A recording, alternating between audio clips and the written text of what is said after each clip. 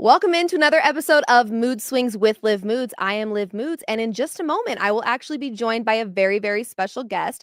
But before we get into that, I have to tell you, of course, this is presented by Landmark Lincoln. Shout out to our friends over at Landmark Lincoln. Check out their location off of Bellevue and Broadway to figure out why they have been the #1 Lincoln dealer in Colorado for as long as they have. I am a proud new owner of a Lincoln Nautilus. Could not love my car more. I could go on for hours, but enough about vehicles. Let's get into the show.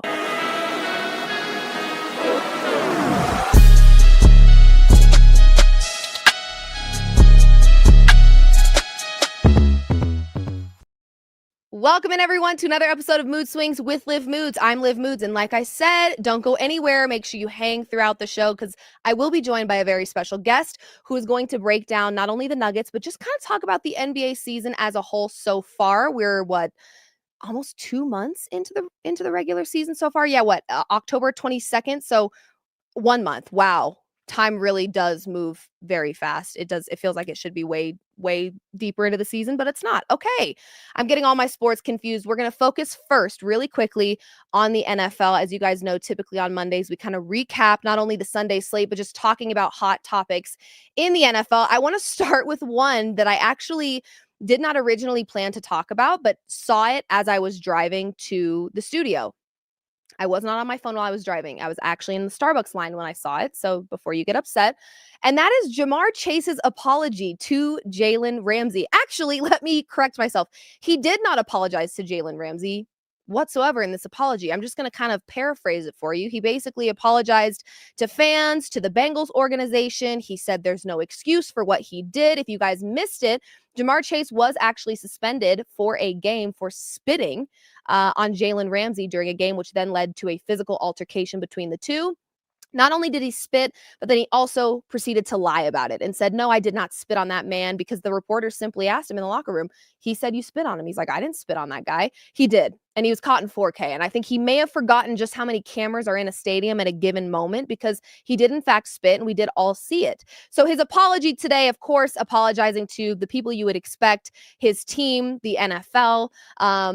He then went ahead and apologized to the Pittsburgh Steelers organization. He apologized to Jalen Ramsey's employers, but did not apologize to Jalen Ramsey, the man he actually spat on. Now, there's going to be a lot of assumptions made here, and I'm just going to give you my assumption here. That man is not sorry for spitting. No, he's sorry for getting caught. He's sorry for letting down his team. He's sorry for not being a leader in the NFL because he knows he is one. As for the actual spit that landed on Jalen Ramsey, he's not sorry for that. And at the end of the day, we know the type of player that Jalen Ramsey is. He gets in his own, problems, and I'm sure he's very mouthy and he says things that may hit below the belt. And at the end of the day, we don't know what led to Jamar Chase spitting on Jalen Ramsey. Was it a joke that went too far? Was it something out of pocket and disrespectful? Could have been, for sure.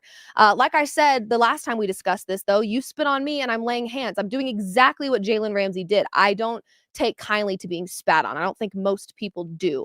That being said, I just found it hilarious that Jamar Chase apologized to everyone and their grandma, but not Jalen Ramsey, the person he actually spit on, which to me means he's not sorry. He'd probably do it again. And whatever made him spit on Jalen Ramsey in the first place, he felt like it was warranted. Was it warranted? Probably not. Was it appropriate? Certainly not. But at the end of the day, it is what it is. He spit, he got suspended, and he has now since apologized to everyone but the recipient of the spit. Yes, it's true. Okay, moving on. A couple other topics I want to talk about really quick. First and foremost, can we talk about the elephant in the room? Except it's not really an elephant in the room. It's just the truth. These are facts that I'm about to start speaking.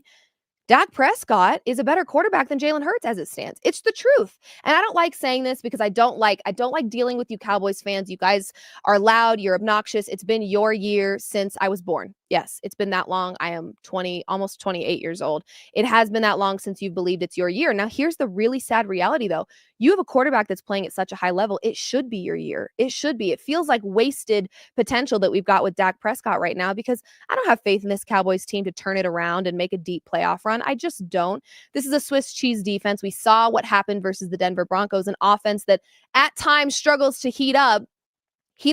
They were heating up just fine versus this Dallas Cowboys defense because of how bad it really, really is. That being said, Dak Prescott playing phenomenally and outplaying not only Jalen Hurts versus Jalen Hurts, but when you look at the season as a whole, he is a better quarterback right now, and that's just the facts. As much as I give the Dallas Cowboys a very, very hard time, I do have to give credit where it's due and, of course, say that, yeah, Dak Prescott, you're having a really stinking good year, and for that, I've got to give you your respect. So here you go. It's not going to happen very often, so don't get familiar with this, Cowboys fans. I will still find a way, I'm sure, to do a little trash talking. But for now, yeah, Dak Prescott, better quarterback than Jalen Hurts. You heard it here first. Okay, next up, the Denver Broncos. Do they have a path to the Super Bowl? Yes, they do. And we're going to stop pretending like they don't. This is an elite championship level defense. I talk about it every week on this show. This offense, despite how you think they should be winning games, they're still winning games. Cry about it. They're 9-2. I don't know what to tell you.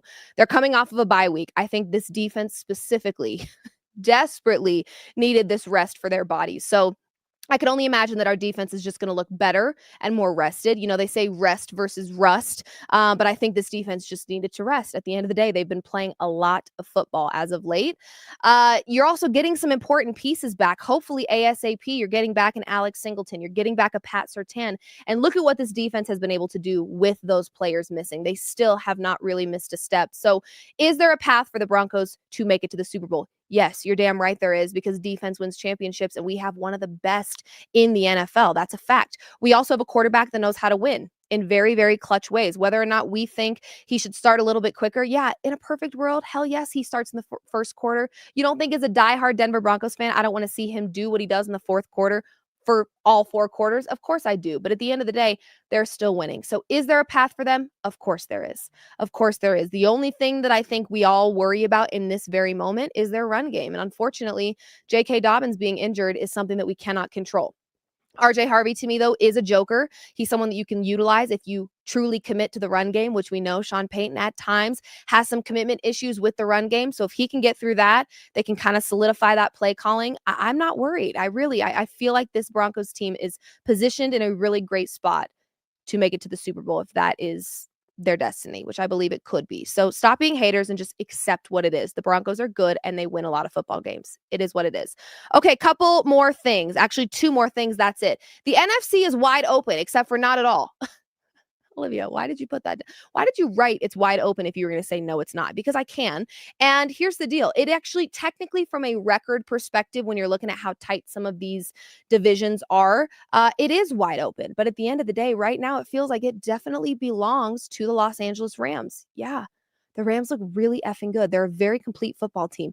Matthew Stafford. I think anytime you've got Matthew Stafford on your team, you are positioned and primed for a championship. You are. He is that type of quarterback. He is a championship caliber quarterback. So we're watching Matthew Stafford have a phenomenal season. I actually started the NFL season before the season started saying Matthew Stafford is a sleeper MVP pick. I don't hate it because we know what he's capable of when he's in full health and he has weapons, and he certainly has those. It's also a very well-coached team. And yeah, I think the NFC right now is the Rams if they want it. Honestly, if they keep playing the way that they're playing, I don't really feel super confident in what the Eagles are doing. I think that their offense is an absolute disaster. You've got guys like Saquon Barkley, A.J. Brown that are doing little to nothing this season, and I think it has a lot to do with the offensive coordinator and just how this offense is operating from top to bottom. So I don't feel great about the Eagles. Do I think that the Eagles are talented? Yeah, of course I do, but I don't think that they have the dynamic necessary to win a championship, unfortunately. So I'm going to say no to the Eagles this season in this moment and say the Rams, they're kind of tearing it up, and good for them. Finally, last little NFL topic here. Shedeur Sanders finally got his start with the Cleveland Browns. And here's the deal. He is the first Browns quarterback to win in his first career start since the year 1999. I was 1 year old when that happened last. Prior to Sanders, Browns quarterbacks had been 0-17 in their first starts, the longest such streak in NFL history. Now, here's the deal. I just need everybody to just take what's happening at face value. Shedeur Sanders got to start and he won a football game. Let's leave it there. Let's leave it there. I understand who he was playing, the sorry Raiders. But I also know that my Denver Broncos played the sorry Raiders and didn't really look like a super complete football team despite being one. So at the end of the day, we're not going to downplay his moment. We're not going to take away from his moment because it was against the Raiders. We're going to give him a true chance and a true opportunity. He got a start and he won a football game, and he had some really great moments in that football game. So just give him the credit he deserves, okay? Now, Yeah, he has a lot to prove still on this level. Of course he does. We've only scratched the surface with Shedeur Sanders. And versus a Raiders team, I think most quarterbacks are expected to rise to the occasion. This Raiders team is broken. They have a lot of things they need to fix. But Shedeur Sanders still won this football game. So give him the credit he deserves. And allow him to grow, allow him to mature. I think at the end of the day, the only beef I'm going to have is if this Browns organization finds every way to stand in the way of Shedeur Sanders. You've now given him a chance, and regardless of who you played, he proved to you that he can do it. So now don't switch up and be weird and move really weird, because then I'm going to have a problem with the Browns organization. A bigger problem than I already have. They're a hot mess. I've never agreed with any of the moves that they make.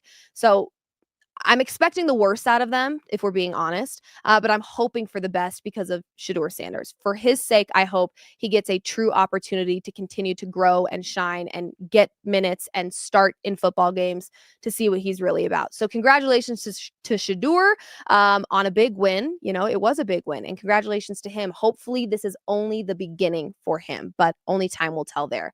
Okay, that kind of concludes all my NFL talk. And really quickly, before we switch gears into the world of the NBA, if you guys did not hear at the top of the show, this is presented as always by Landmark Lincoln. And Landmark Lincoln this holiday season is doing something very, very special. So let's take a look and see what that special thing is. At Landmark Lincoln, we've been serving Colorado families for generations. But what matters most is giving back. This November and December, $250 from every car sold will go towards St. Jude Children's Research Hospital. Together, we can find cures for childhood cancer. One car, one family, one cure at a time. Let's drive hope forward, Colorado. Every mile matters.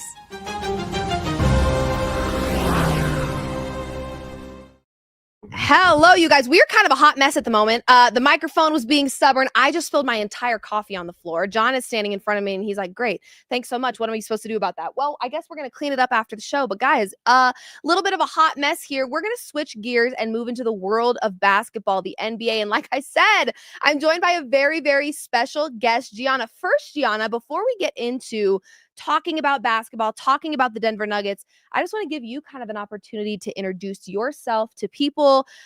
Where did you go to school? What got you into sports? What have you done leading up to this moment? Because you are now our beat reporter for the Denver Nuggets. I am indeed. Well, hello, everybody. My name is Gianna Girardi. I went to CU Boulder. I grew up in Fort Collins, Colorado, so I've been a Colorado sports fan my whole entire life.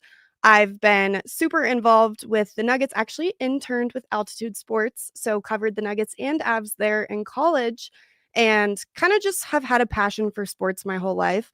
Played sports growing up, specifically soccer. I was a big soccer girl, but I grew up very involved in the MLB. My uncle actually played and managed pretty much my whole entire childhood, so I'm a very big baseball fan. In turn, kind of led to my passion in sports and my passion for reporting. So worked with the Rockies all summer. I'll be back with the Rockies next season as well. And this basketball season, I'm working with Guerrilla Sports covering the Nuggets as a beat reporter, which has been so extremely fun. The Nuggets are such an exciting team right now. So all good things to say and excited to get to know all of you. Yeah, it's going to be a fun year. I think you definitely have this is a good year to be covering this team, because I think the opportunities for the Denver Nuggets this season are kind of endless. And I wanted to get your perspective.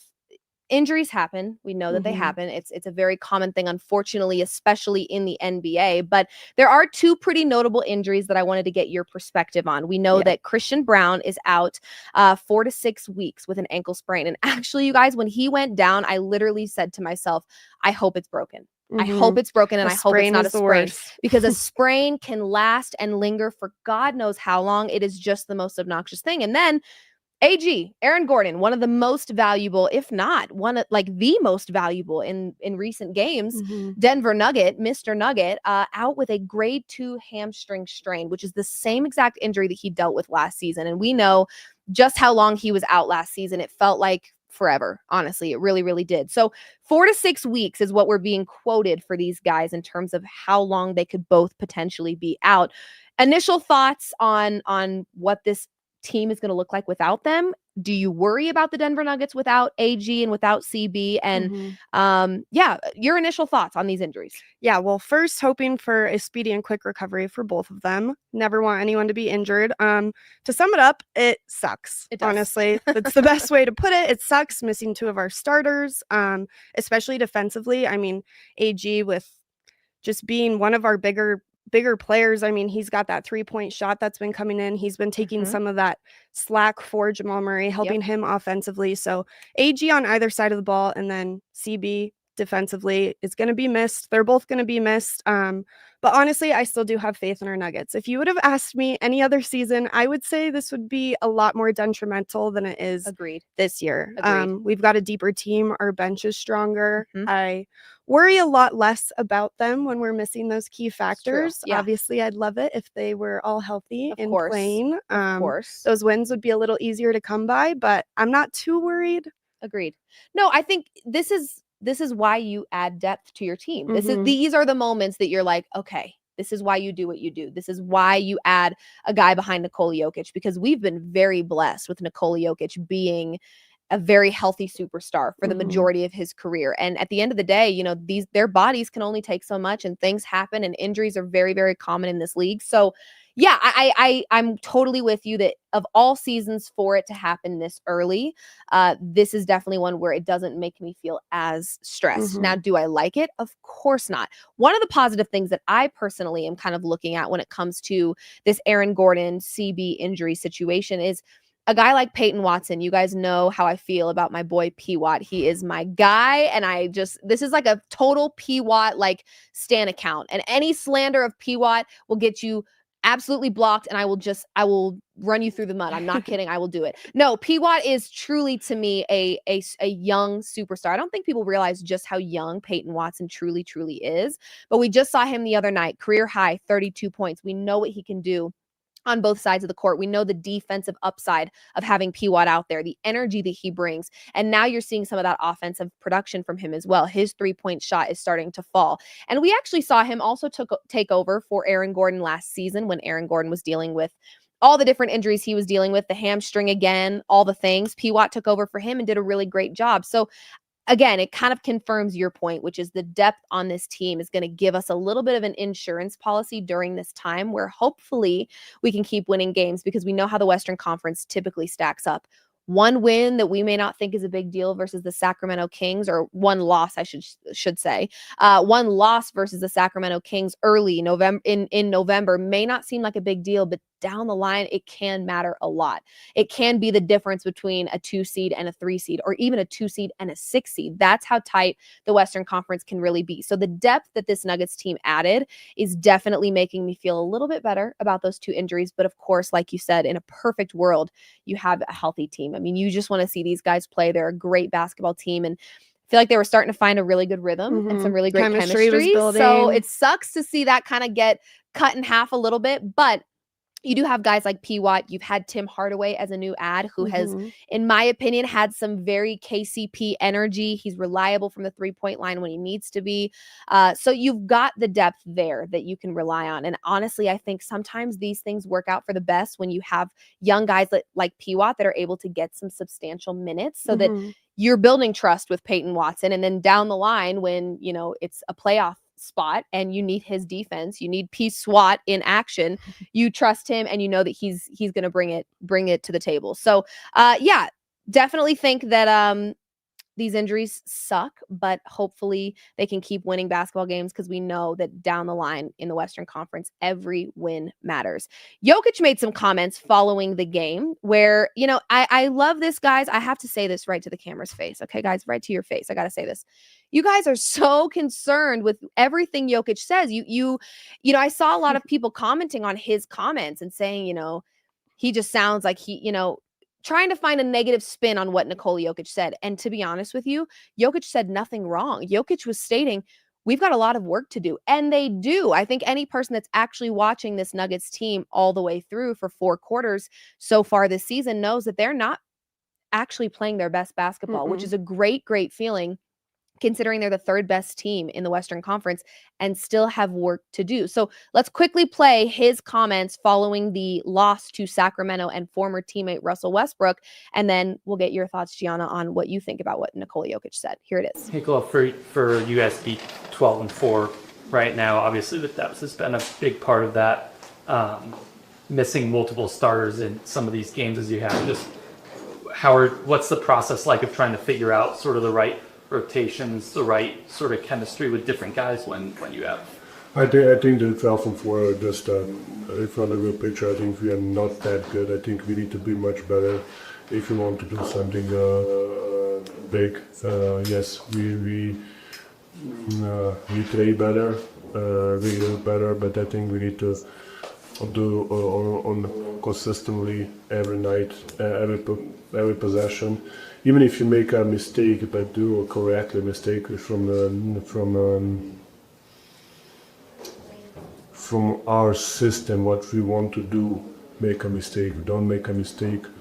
I'm just gonna do something, So I think we need to be much better. I think we need to be not scared. We need to have a sense of urgency of rebounds, sense of urgency, being on the right place, confident shooting the ball. If you often just shoot it. So I think 12-4 is just. I'm gonna say it's a real picture, but we can definitely be better, and we will be better if we want to do something. Okay, I mean, I didn't see anything wrong with what he said. I think he's just a leader and he wants them to be the best version of themselves. But how did you take it? I 100% agree. I also think that it's Jokic. He can say what he wants to say. He can do what he wants to do. Everyone can throw a fit, but he truly is just the best basketball player in the world. And that truly just shows his championship MVP mentality. We're not playing our best basketball. We need to be better. Yep. 100%. And no one should throw a fit about it. Yeah, 100%. And you know what? You bring up a good point too, where it's like he can move this way because he's Nikola Jokic, but more importantly, one of the things I always praise Nikola Jokic on is the way in which he elevates the players around him. How do you think he elevates players? He holds them accountable. He doesn't settle for anything less than greatness, and that's what makes playing with Nikola Jokic. In fact, I would probably go as far to say that's what makes it so easy to play with Nikola Jokic. He makes your life easier. He makes your job easier because he can see the game of basketball through a lens that I don't think many people can. His IQ, his basketball IQ is exceptionally high. And so things that, may come across as him being super critical or wanting more from his guys, in my opinion, is why they love to play with him. It's why there's plenty of players out there that are like, damn, I wish I could play with a guy like Nikola Jokic, because he doesn't settle for anything less than superb. And that's why he is the player that he is. So I love it. I don't want them to be satisfied with, just getting by average teams, because at the end of the day, Gianna, their schedule gets a whole lot tougher moving forward. We haven't even seen some of the toughest competition yet. Right. And so you're not going to be able to win a game versus the Lakers if you're not rebounding the ball, or you're not taking confident 3-point shots, or OKC is another one. There's going to be a world where what they're doing now no longer gets them by. So they have to elevate themselves. And that's what Nikola Jokic wants to see. He doesn't want to wait in the middle of a game to figure it out. Well, let's figure it out now and make sure that we're positioned in a good spot to get some wins under our belt. So yeah, I don't see anything wrong with it whatsoever. And we have to remember that this was after a loss to the Kings. He's going to come in aggravated. He's going to come in a little heated. He dropped 44 points, I believe, in that game. So Jokic alone probably frustrated with the loss there. Of course. So coming in and saying there's things that they need to do better, 100% okay by him. And I stand by his response, honestly. And this early in the season, every team is feeling that way, and every team should be feeling that way, because you should be improving night in, night out, so you are at the top of your game by the time that playoffs roll around. Absolutely. And again, it's so interesting because this Nuggets team has a very bad habit. My God, they send me over the edge most seasons. They have a very bad habit of not really showing us who they are until like springtime when the tulips are blooming. And I'm like, hello, we've been at this since Where have Halloween. you been? Like, what are you guys up to? But what we're seeing now is, I think, a little bit more accountability, a little bit more focus, a little bit more motivation, especially out of a guy like Jamal Murray, who playoff Jamal. We always say playoff Jamal, and to me, that actually sometimes it pisses me off to hear playoff Jamal because I'm like, playoff Jamal should just be Jamal Murray. That's the same person, but it's not though. In seasons past, Jamal doesn't show you who he really is or what he's really capable of until March, April, May. And you've been waiting all season to see it, but now you're seeing it. You're seeing Jamal really locked in. You're seeing him hungry. You're seeing him focused. Similar energy I'm getting from that 2023 championship run where everyone was locked in and had the same focus and priority. And Jokic is going to be the one that's going to be, initiating those conversations and initiating the accountability. But I think it's across the board. I mean, it wouldn't shock me to know or to find out that a guy like Tim Hardaway is holding young guys accountable. I mean, he's a vet. He's been in this league for a very, very long time. So I love the accountability. In a perfect world, every Denver Nuggets got 40 points, 10 rebounds, and 10 assists every game. Sorry. Isn't that what we want? We want to watch the best basketball possible. So yeah, let's get more rebounds. Let's have a little bit more of a confident 3-point shot. I am totally with Nikola Jokic here. I want to ask your perspective, Gianna, on just kind of the league as a whole. And we're taking a step back and we're looking at it from a bird's eye view. You've got the East, which is weird AF. The East, it does not make sense to me right now. And it's going to change. We know it's very, very early in the season, but right now you've got the Detroit Pistons in the lead with a 14-2 record. If you would have held a gun to my head and said, do you think this is going to happen? I would have said, no, probably not.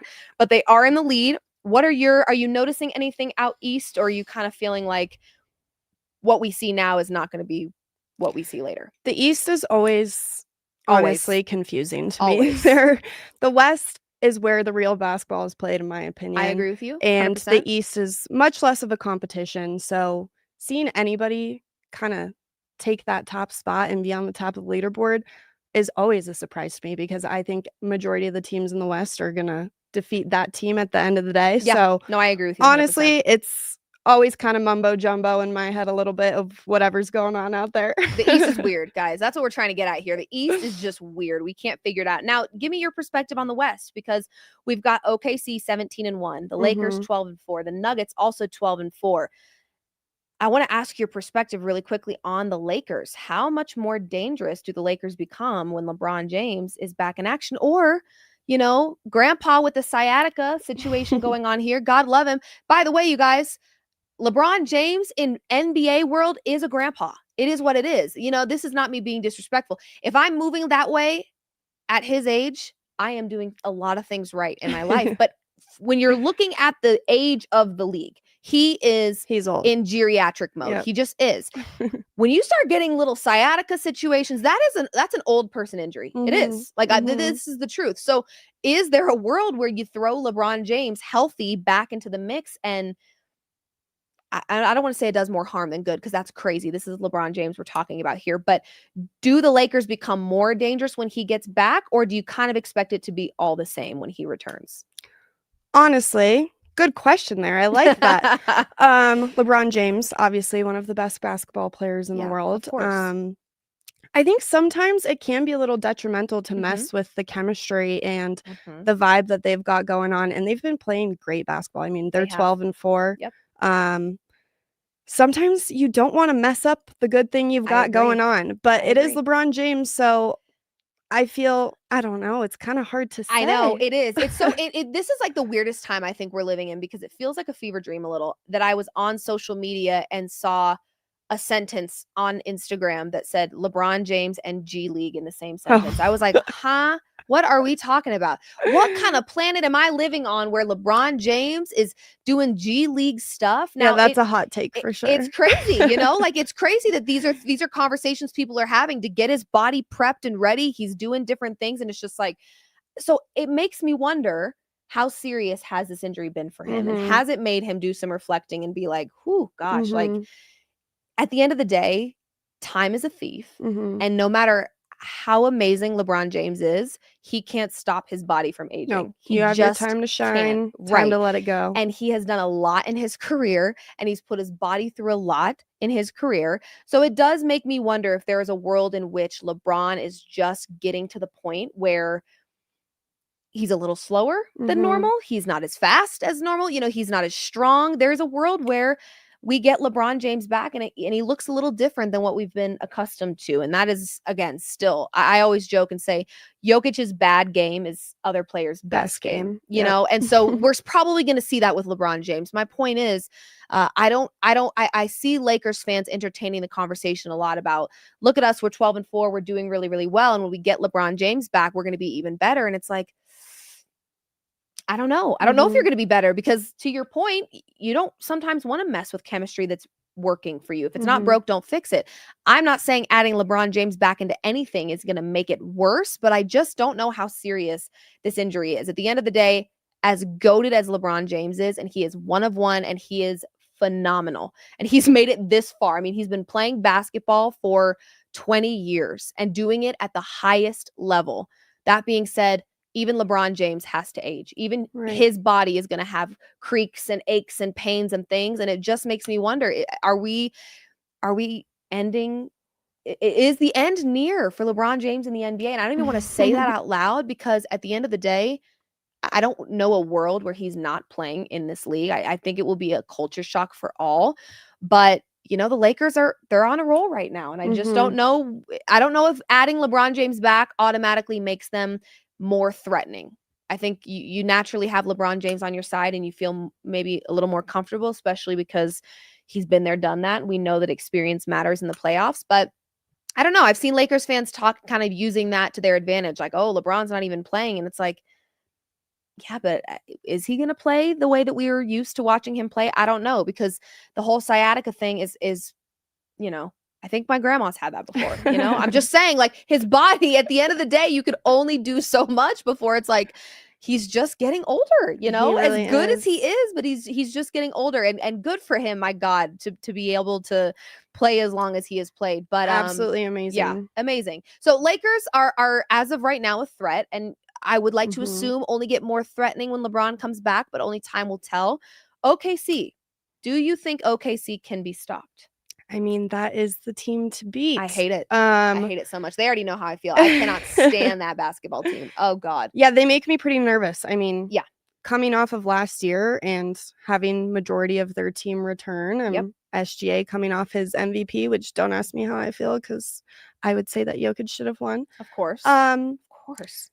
It does make me a little nervous. I think if the Nuggets are able to put the pieces together that they have been lacking and kind of shape up in those nitty gritty mistakes that they are making, I do see us being, I don't know, productive against them, but they make me pretty nervous. I'm not gonna lie. Naturally. Oh God, I know, I hate it. They I think they make everybody nervous, right? I mean, they were virtually unstoppable last season, and like you said, brought back the majority of their team, and so the expectation is that they're unstoppable again. That being said, you look at how many struggles this Denver Nuggets team had last season, and they still forced a game 7. They still competed. They still did push the limits with this OKC team and kind of made OKC sweat a little bit. And I like that. And I think now you've got a version of the Denver Nuggets that's more complete. It's deeper. They've got a little bit more intention behind their defense. There's more defensive effort there. You've got a backup 100%. Big behind Jokic.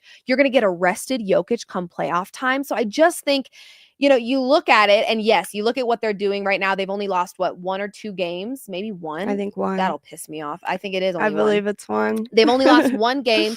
They were unstoppable last season, brought most of their pieces back, unstoppable again this season, it seems. But you also look at the Nuggets made them sweat, and they were a very incomplete version of themselves. So to your point, the Nuggets are a better team than they were then. But I have a question for you. Do you think after last year, their confidence will have any factor in that?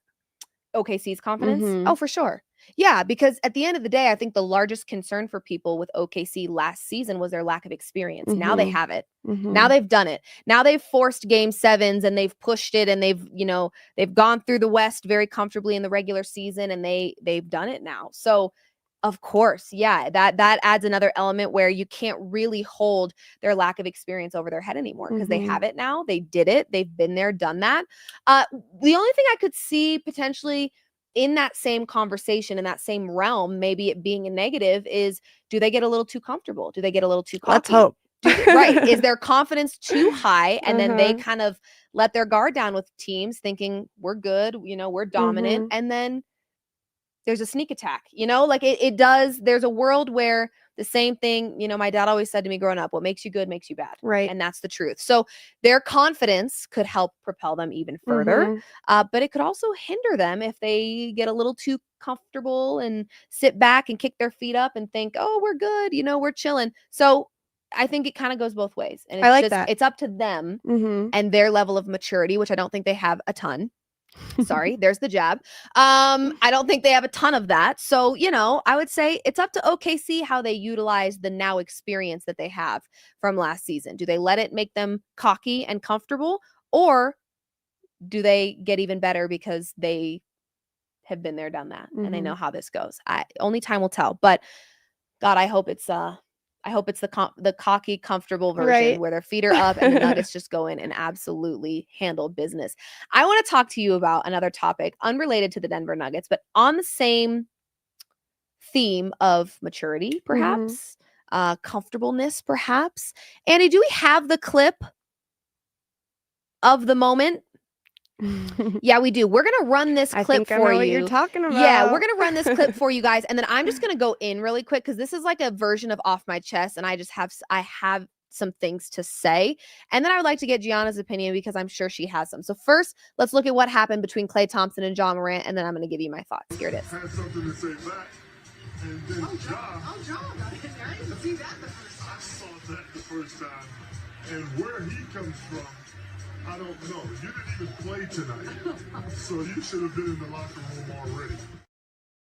You guys, I genuinely don't think you understand how agitated this made me. And you guys, if you were tuning into last show, you know that I spoke about Ja Morant. And I'm going to speak about him again. And then I'm going to let Gianna have her moment. But I have got to say a couple of things because this is so exceptionally disappointing to me. And I spoke about Ja Morant on one of the last shows that I did. And I obviously stand by everything I said. Everything, if not double, triple down on what I said last time, because it still holds to be true. And I didn't even know he was going to put his pointer finger in Klay Thompson's face. Here's the deal, ladies and gentlemen.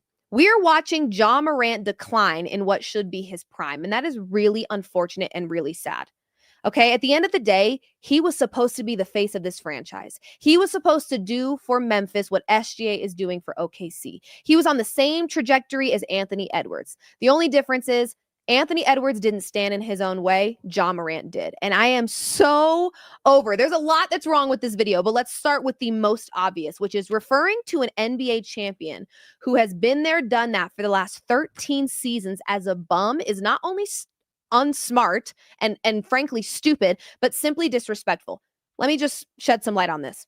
By Ja Morant's age, which is 26, Klay Thompson had a championship. He had 2 finals appearances. He had an Olympic gold medal. He had the most points scored in a quarter and was the second best player on a 73-9 team.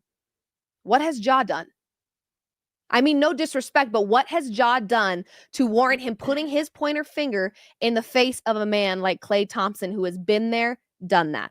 Not only does Ja have a long way to go to have similar accolades to that of Klay Thompson, but he should also be focused on this season right now, because I think the worst part about all of this is you're sticking your finger in Klay Thompson's face and calling him a bum while you're in a Nike sweat set. You didn't even play.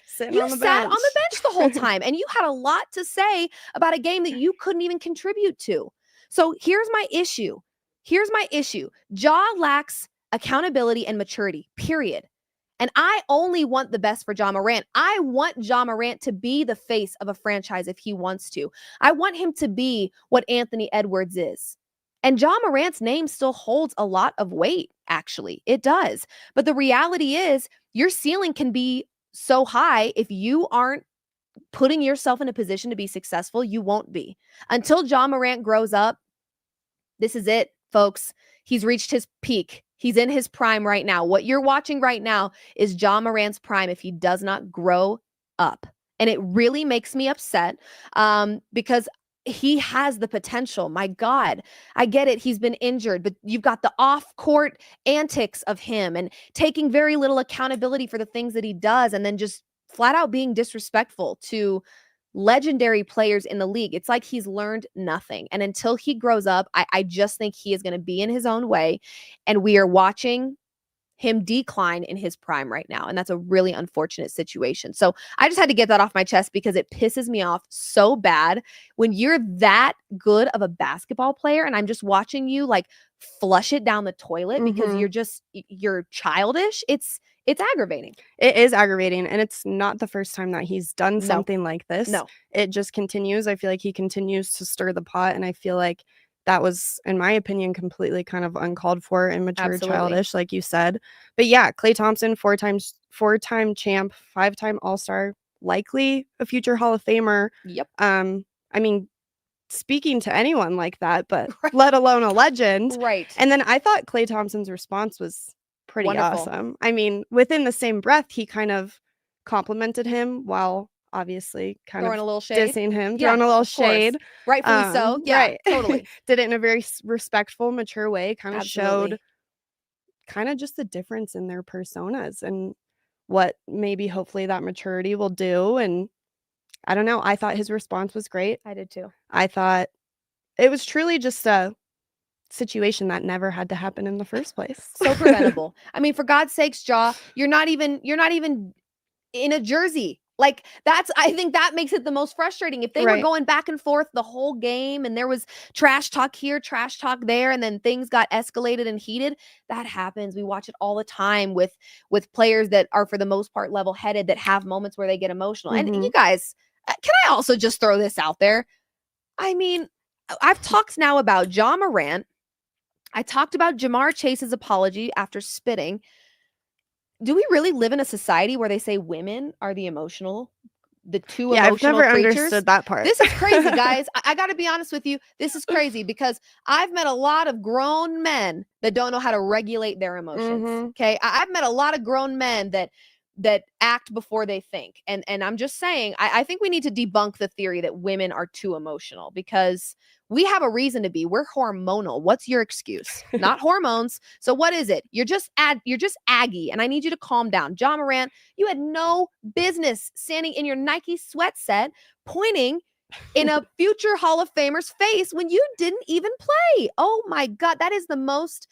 I mean, again, he's not. In that moment, he's not thinking hindsight at all. He's not thinking bigger picture. He's not thinking like he wants to be somebody in this league. Because if he had been, he would have been like, yeah, this probably won't age well. He doesn't think that way. He thinks very narrow-minded and very childish. Yep. And it's just going to bite him in the butt. And it's very unfortunate. But you don't and think it continuously has. it happens all the time. And by the way, you don't think that a guy like Klay Thompson or a guy like Steph Curry or a guy like LeBron James, they know how this works. And part of why they are in the position that they're in and they're going to be Hall of Famers, and we will talk about them for years to come, is not just the game of basketball that they played, but also the faces of the franchise, meaning they carried themselves in a certain way that allowed people to, there's a level of respect that is earned in sports, period. And I don't off know. the court, there's so many different levels It's a and job. aspects that go into it. Yeah. And you're exactly right by making that point. There's standards. Yep. And he's not reaching Nope. any of them right now. And it drives me nuts because I just think he really had the potential to be he could. I will go as far to say this. This is not a hot take. I think this is common sense. Honest to goodness. I would go as far to say Ja Morant was on track to be the face of the NBA. And the only person that blew that was Ja Morant. Yep. He is Stood the in his own only way there. one that messed that up for himself. He had everything in place to be the face of this league, and he crapped it down the toilet. And I actually, at this point, I can no longer let myself care about his antics. I can't. Like, now it is and unfortunately, Ja, now it's an expectation that this is how you act. We were hoping that incident at Shotgun Willie's right here in Denver, Colorado was a one-off, but unfortunately it's looking like it wasn't. It's looking like this is who you were. There were people that came to your defense that wanted to say it was just a bad moment, or he got caught up in a bad spot, or he just was having a childish, immature situation and it was one isolated thing. It's not now. Now this is who you are. Yep. Like, you showed us who you are and now we believe you, unfortunately. And that is really unfortunate because he had everything he needed to be the face of this league, and he is the reason he is not. How sad is that? I would say I have to agree. Yeah, it sucks. Okay, on a more positive note to kind of wrap things up, and then we'll just, chit chat, whatever you guys want to ask. If you want to get in the comment section and ask some questions, I'll keep her around so she can answer whatever questions you guys have for her. But want to talk about a more positive thing. It's actually, I guess, maybe kind of negative, but positive for me because you guys know how I feel. Russell Westbrook. Okay, guys, I do have a little story time. I'm gonna just say this story time. I think last season I had told you guys that Russ had come up to me after a Nuggets game, shook my hand. He was like, I see your stuff. I appreciate you. Like, kind of just saying, like, thanks for always having my back. And he did say, I know it's really tough to defend me sometimes because the trolls are just insane, which I've already said there should be a case study done about Russell Westbrook haters because you guys are weirdos and you're like you're like obsessed. Like, it's actually like kind of creepy at times that you're like so obsessed about something that happened like, I don't know, 5 years ago. Move on. But yet again, I bumped into Russell Westbrook. I was standing at the end of the game, and he came up to me. He shook my hand. He gave me a big hug. I looked right at him, and I said, Russ, this is really tough for me. He's like, I know, I get it. And I was like, I'm so happy for you. You've got a fan in me always. You've got a supporter in me always. And he's like, I know that. I appreciate you always. Like, it was a really cool moment. So, I'm going to go as far delusionally to say we're friends. Okay, forget about it. So the next time you want to troll me and say, oh, you're like such a Russell Westbrook stan, you're damn right I am. And I'm going to be that probably till the day I die because this is a player that deserves respect. Speaking of Klay Thompson, right? Russell Westbrook, we so quickly forget who Russell Westbrook really is. And it was on full display, Gianna, just the other night in the fourth quarter alone to beat his former team, the team that told him not to pick up his player option. Front office, we are not over that yet. We'll get to that another time because I've got words for you. I sure do. 15 points, 6 of 7 from the field, 2 of 2 from the 3-point line. Overcame 44 points, 13 rebounds, and 7 assists from Jokic.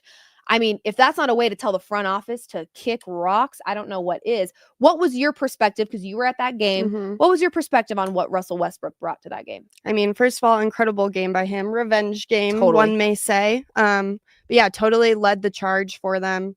Won that game for them in everyone's opinion. Yeah, it's true. I thought it was very interesting, though, because as you're talking about his trolls and the haters, Denver didn't have the best response to him. I heard a lot of boos. I mean, I think they're salty. Part of that could be that he's not with us anymore. Right.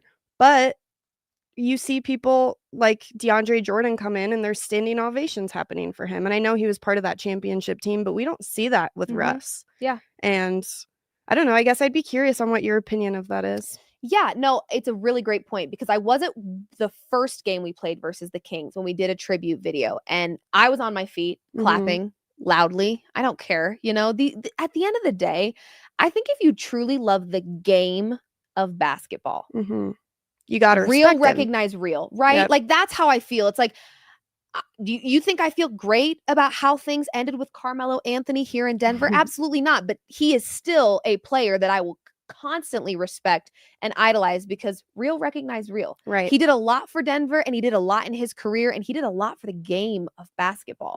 Russell Westbrook to me is a very similar player where it's like, yeah, you think I want to see him in another jersey? Not only in another jersey, but beating my team? Absolutely not. But at the end of the day, it's weird because at that first game, there were a lot of people standing and clapping during the tribute video. So I think it's very fitting that now a couple games later, when they're back, it shows just the nature of Russell Westbrook and how polarizing he really is. Like, you have people that are ride or die. They have followed him to every team he's played on.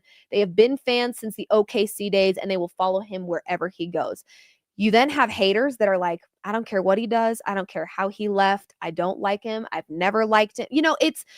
What's interesting is I think he's a very polarizing player, but not a polarizing human. I think people love the human that is Russell Westbrook. And it's kind of hard not to. I think the player, again, what makes you good makes you bad. He is so fiercely competitive that I think sometimes that can rub people the wrong way. Hell, I think it could probably rub teammates the wrong way in the locker room. It's like, hey, dude, you just got here. Shut up.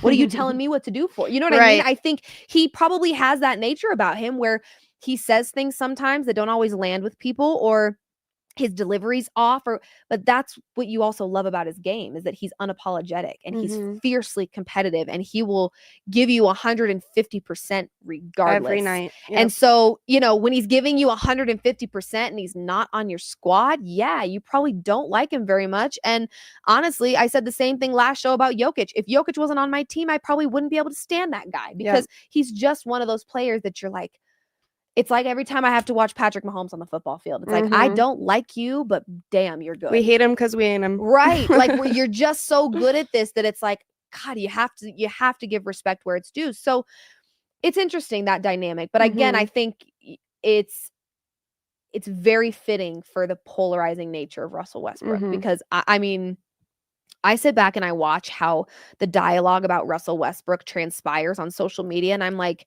it is like opposite sides of the spectrum. It could not be. You don't have anyone in the middle. Right. You either love Russell Westbrook or you hate him. And that is like just a very strange thing. So again, you probably have Denver fans that have always loved him and will continue to always love him. And then you probably have Denver fans that have always hated him and will continue to hate him. So it's interesting. Yeah, I don't know. I mean, I think him also bringing to light the first time he was here in the locker room, like, I didn't want to leave, but they told me not to pick up my option. Yeah.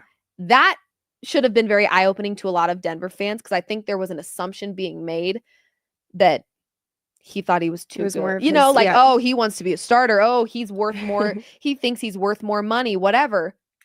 Turns out that maybe wasn't why he left. So I don't know. Very polarizing player. But now I want to ask you, there are rumors that the Kings, who have a 4-13 start to their season, they're willing to trade anyone on their roster except for Keegan Murray and Clifford. Those are the two that are untouchable. That means Sabonis, Zach LaVine, DeMar DeRozan, Russell Westbrook are all reportedly available. Okay. There is also, in my humble opinion, a serious need for a little potential backup point guard situation right here in Denver. Okay. As much as I love Bruce Brown, I don't think we're getting out of Bruce Brown what we anticipated. And that's on us, because I think we were comparing it to a season that happened 2 years ago when they won a championship. At the end of the day, depending on how serious this Nuggets team is about a championship, I think the one department they're lacking is that backup point guard. If Russell Westbrook were to become available right now, would you bring him back here?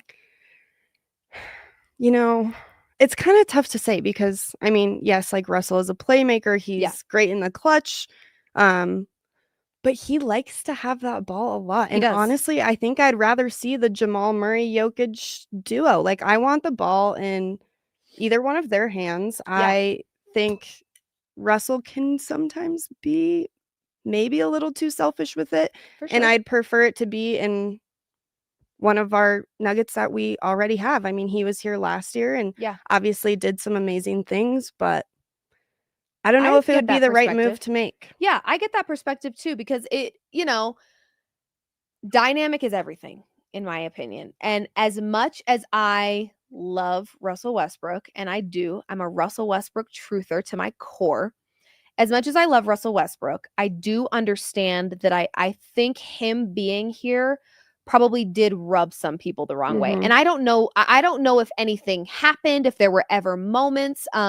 That's not what I'm implying, because I don't know that. I don't know if there were awkward moments in the locker room, or there was beef, or there was tension, or whatever.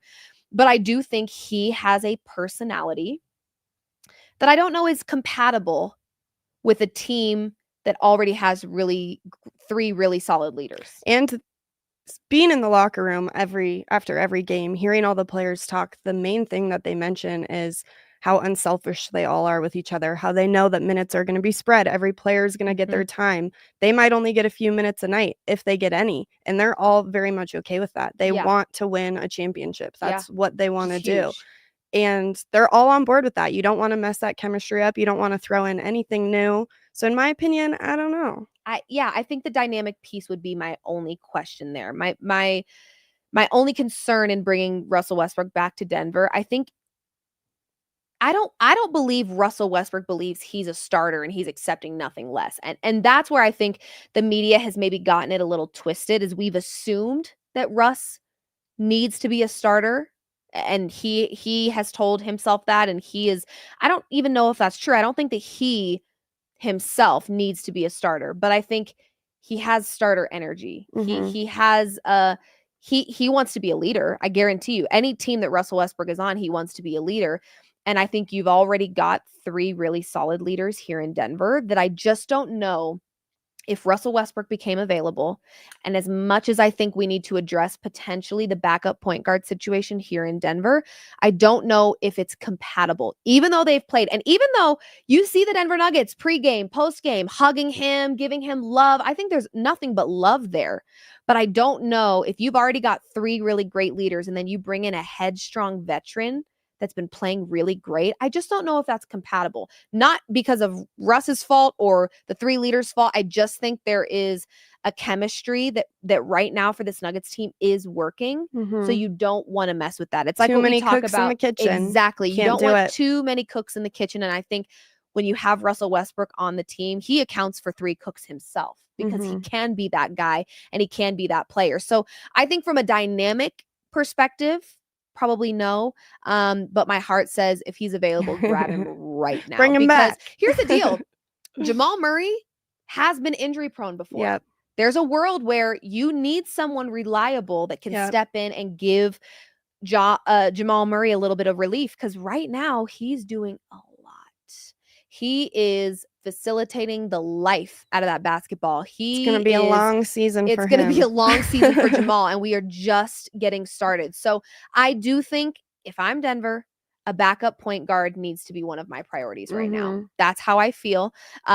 Obviously, you've got Bruce Brown, but have we gotten out of Bruce Brown but what we really wanted to get out of him? Not yet. Doesn't mean we can't. Doesn't mean we can't.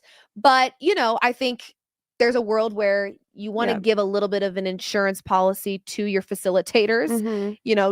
Jamal Murray is a player that has been injured before. So and God willing, he is not this season, but it happens. So I think as much as Denver needs to address that point guard position, and as much as I would love Russ back in Denver selfishly, I don't know if it's the picture perfect match. I don't know that. And I don't believe that it necessarily is, but it's hard to deny what Russell Westbrook has been doing lately. It's hard to deny that if he were coming off of our bench and doing what he's doing now for us, oh God, I don't know if we would be stopped by anybody, frankly. So OKC, watch out. Right. So there's a world where I'm also like, okay, like just figure out the dynamic, guys. I don't know what to tell you. Grow up, like just handle it. Right. Because he is playing at a very high level and he is just proving to have still so much value after 18 seasons. I mean, my God.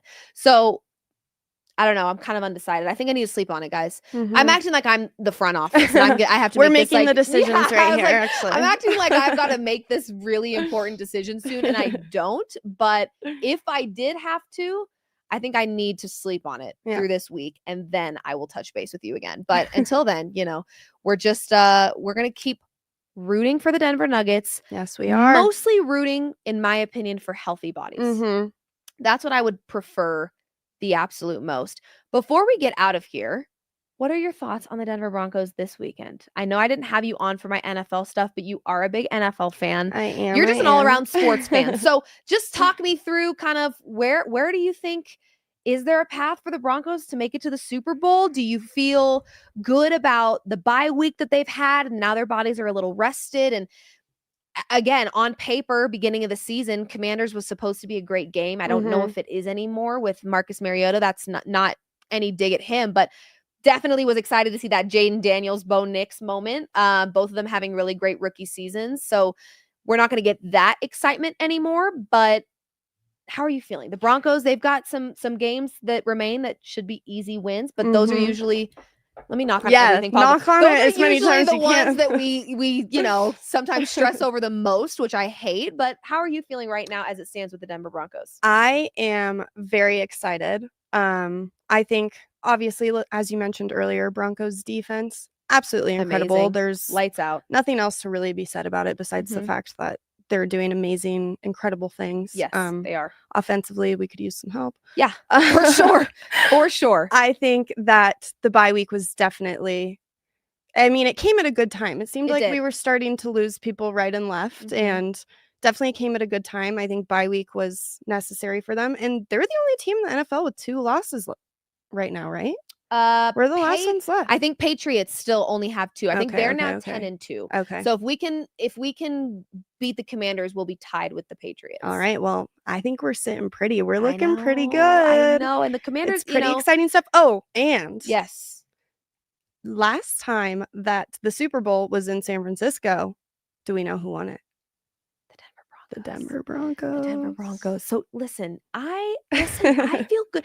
I feel good because at the end of the day, defense wins championships. And I feel I have no stress when it comes to our defense. When our defense is on the field, I'm like, do your best, Patrick Mahomes. Kick back and relax. Right. Do your best, Patrick Mahomes. We'll see how this goes. I really do feel so cool, calm, collected. That being said, kind of biting nails on the other end. Exactly. Yes. That being said, the offensive side of things for sure can make me lose some sleep. And I definitely feel my heart racing most games. But when looking at this Broncos schedule, so Commanders, I believe right after Commanders might be, I know the teams, but I don't know the order. We've got the Commanders left. We've got the Raiders again. We've got the Chargers again. We've got the Chiefs again.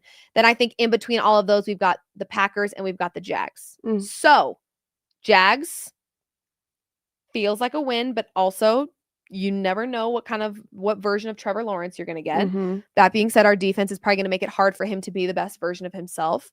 The Packers struggled versus the Vikings just yesterday. That was a really close game.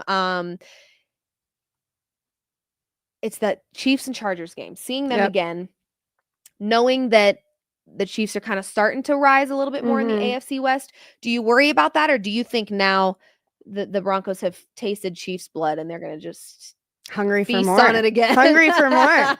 That's my opinion, but I think so too. I think so too. And the Chargers are interesting because I think they were positioned to be really good, and then they got really injured, and I just think they kind of lost all their momentum. It's a very unfortunate thing. I mean, good for us. I was gonna say it sucks for them, but also woo. Right. I hate injuries, but I'm saying woo as in they were gonna be really threatening to us, and then they kind of stopped being that way, and now it's the Chiefs and Chargers. I think are gonna be duking it out for that number 2 spot in the AFC West, and it'll be very interesting. I don't know what the remaining schedule of the Chiefs looks like necessarily, but it'll be interesting. I do think there is a path to the Super Bowl for the Denver Broncos. I agree. And when we're talking about confidence, yes, and how it can be your best friend or your worst enemy, I think within football, it kind of is your best friend. I think the Broncos are just continuing to build it every week. We haven't been this good. God, I don't even know when. Since I was a senior in high school. That was the year we won the last Super Bowl. And I was a senior in high school. I think I was like 12. Yeah. It was very a very long young time ago. girl. Anyway, I think the confidence is key for them, and I think it continues to build. And I love that. Momentum's huge in the NFL. It is. Momentum is almost everything. And I guess that would be the only concern is, did they lose some of their momentum in their bye week? And they may have, guys. That I think I would, honestly, because your body at that point, it's like you're riding this adrenaline, right. And then once the adrenaline wears off, you're like, oh God, I'm hurting. I'm so tired. My body is sore. I need a million ice baths. That would be me. I'm obviously not an NFL player, but I can imagine, especially our defense had haven't had a massage in a week. Right. They've had some aches and bruises and things that they've kind of just played through, that then when you come down off of that adrenaline, it's like, right. Ooh, right. kind of hurts. I'm kind of hurting a little. So I think the bye week, especially for our defense, is only beneficial because they just have been playing so tough and hard and long that it's good for them to get a little bit of rest in their bodies. So feeling optimistic. Any thoughts on, I know the Avs are crushing it. I'm not a big hockey girl. I usually tune in around the playoffs. I'm like a fake fan like that where I don't watch in the regular season. By the way, guys, I can't. I cover, if I added another team to focus on, I would literally go insane. I would actually lose my mind. So, but playoffs, the Avs are kind of positioned. I mean, the Denver sports are looking right good. Now. They are looking good. And I say that with a big question mark at the end. Okay. Because that's what I've been taught in the sports world. You end in a question mark so you don't jinx. There we go. Love that. And then give us one last little thing. You spent a lot of time with the Rockies. Yes. I think a lot of people maybe naturally like to poke fun at this Rockies team. I'm going to be super honest with you guys. I've lived in Denver my entire life, and I don't think there's been a year that I've been able to confidently be excited about the end of the MLB season, being a Rockies fan. That being said, is there positive things on the horizon? How are you feeling about the team that you spent a lot of time around and with, and anything we can expect from the Rockies, maybe hopefully in this upcoming year for them? Yeah, well, Warren Schaefer was just announced today, which is very exciting stuff. I think he came in, did an absolutely incredible job. I mean, that second half, the team definitely improved a lot. There were player changes that were made as well, but I don't know. Our farm system's looking good. We've got some good prospects. I think baseball's a little bit more difficult because it takes a couple years to turn things around. Rebuilds take So, longer. I don't know if I would get too excited about the near future, but obviously I would say baseball's probably my favorite sport, and the Rockies are my little baby. So I love it. I 100% am always excited and wishing for the best for them. And by the way, baseball games are fun. They are very fun. Even though the Rockies haven't been the best team, I still go. I still get a hot dog. Get outside, be in the sun. Exactly. Like, it's amazing. And we have one of the most beautiful MLB We really stadiums, do. And I've been to a lot of them. I've been to, believe it or not, I've kind of have too. I feel like that's like a very, baseball games are a fun activity. Regardless of what you know about the sport, it's just fun to go and be around high energy people. So I'm excited, obviously, because that means like warm weather is near and we have such a beautiful stadium, and we'll get to see you in action, which is amazing. So thank you for joining me for an episode of Mood Swings. It was very fun. And we're excited for your coverage, not just with Denver here, the Denver Nuggets here at Guerrilla Sports, but everything you do with the Rockies and beyond. And we'll have to have you on again soon. We'll do I'd love to be back. Every once in a while, we'll do check-ins with Gianna. She can give us the inside scoop on all the What's things going on in the locker room, ball the arena, vibes, all the things, because that's a perspective that I don't have unless I'm hearing it through the grapevine. But you have like first look. You're getting to see what the momentum's looking like. You're getting to see the dynamic, the chemistry, and all the things. So sounds like it's a really good time to be a Denver sports fan right now. It is. We're very blessed. It's We're blessed been a fun fall. It has. It has. A busy and a fun fall. So we're going to have Gianna back, of course, very, very soon to kind of check in on all things. Hopefully all of our teams keep winning. But again, thank you guys so much for joining me for another episode of Mood Swings with Liv Moods. I'm Liv Moods. This is Gianna Girardi, and we will see you probably not the remainder of the week because it's Thanksgiving. Happy Thanksgiving to all, by the way. Yes, I actually kind of forgot that it was Thanksgiving this week, but happy Thanksgiving to all. Fill your stomachs up. Be thankful for all of your blessings. Give your family members hugs and loves. And we'll see you guys next week for an episode of Mood Swings. In the meantime, enjoy your holiday. Go Broncos. Go Avs. Go Nuggets. Go Nuggets. And we'll see you next week. Bye.